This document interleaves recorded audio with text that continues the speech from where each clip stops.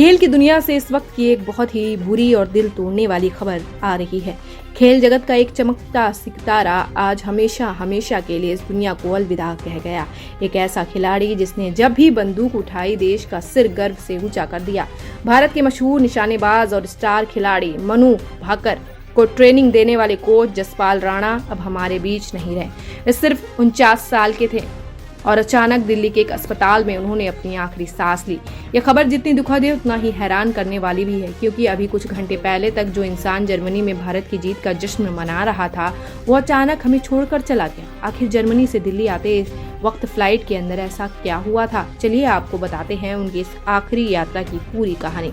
बात कुछ दिन पहले की है, जब जर्मनी के म्यूनिख शहर में निशानेबाजी का वर्ल्ड कप चल रहा था। भारत के खिलाड़ियों ने वहां बहुत शानदार खेल दिखाया और 2 गोल्ड मेडल जीतकर देश का नाम रोशन किया।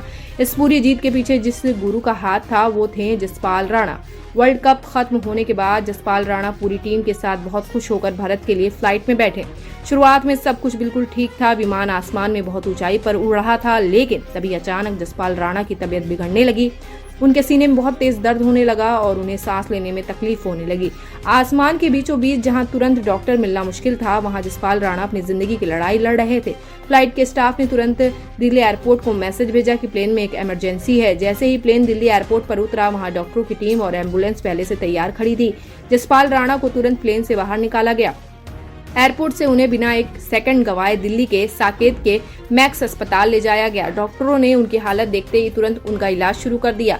जांच में पता चला कि उनके दिल में दिक्कत थी। डॉक्टरों ने तुरंत उनके दिल का ब्लॉकेज हटाने के लिए एक छोटा सा ऑपरेशन किया और उनके दिल में स्टेंट डाल दिया। अस्पताल के बाहर खेल जगत के लोग उनके ठीक होने की दुआएं कर रहे थे। ऑपरेशन के बाद खबर आई कि उनकी हालत अब ठीक है, लेकिन किस्मत को कुछ और ही मंजूर था। कुछ ही मिनटों बाद अचानक उनकी तबीयत फिर से बहुत ज्यादा खराब हो गई। डॉक्टरों ने उन्हें बचाने की पूरी कोशिश की, लेकिन शुक्रवार की सुबह डॉक्टरों की सारी कोशिशें नाकाम हो गई। भारत का ये महान खिलाड़ी हमेशा के लिए सो गया। जसपाल राणा का जाना देश के लिए एक ऐसा नुकसान है जिसे कभी पूरा नहीं किया जा सकता। उन्होंने खिलाड़ी के रूप में भी देश को कई मेडल दिलाए और बाद में एक अच्छे गुरु बनकर नए खिलाड़ियों को तैयार किया। वे एक बहुत ही कड़क और अनुशासित कोच थे। याद करिए पेरिस ओलंपिक का वो समय जब मनु भाकर ने एक ही ओलंपिक में 2 मेडल जीतकर इतिहास रचा था।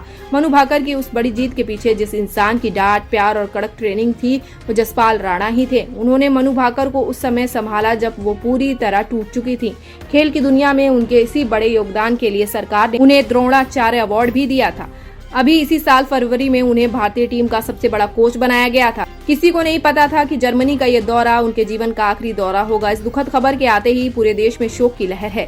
प्रधानमंत्री नरेंद्र मोदी ने भी गहरा दुख जताते हुए कहा कि जसपाल राणा का जाना देश के लिए एक बहुत बड़ा झटका है।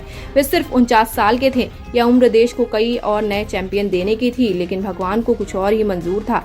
आज भले ही जसपाल राणा हमारे बीच नहीं है, लेकिन जब भी भारत का कोई खिलाड़ी मैदान में मेडल जीतेगा, उस मेडल की चमक में इस महान गुरु की याद हमेशा जिंदा रहेगी। इतना ही नहीं, इस बेहद दुखद खबर के आते ही देश के प्रधानमंत्री नरेंद्र मोदी ने भी सोशल मीडिया पर एक पोस्ट शेयर करके अपनी संवेदना जताई है।